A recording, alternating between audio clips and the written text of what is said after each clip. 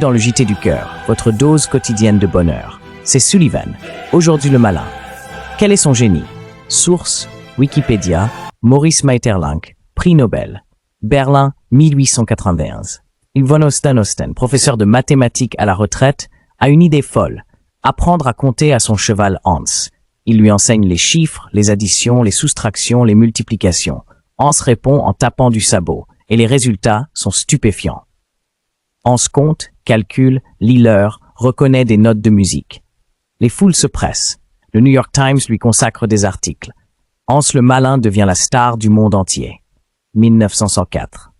La controverse est telle que le Conseil de l'éducation de Berlin forme une commission de 13 experts. Zoologistes, psychologues, professeurs, directeurs de cirque. Verdict du 12 septembre 1904, aucune fraude. Hans est authentiquement extraordinaire. Le jeune psychologue Oskar Pfungst reprend l'enquête et découvre quelque chose de renversant. Hans ne calcule pas. Hans analyse.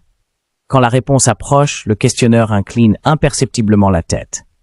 Hans s'arrête. Il lit la dilatation des pupilles, le frémissement des narines, des signaux invisibles à l'œil humain. Si personne dans la salle ne connaît la réponse, Hans se trompe.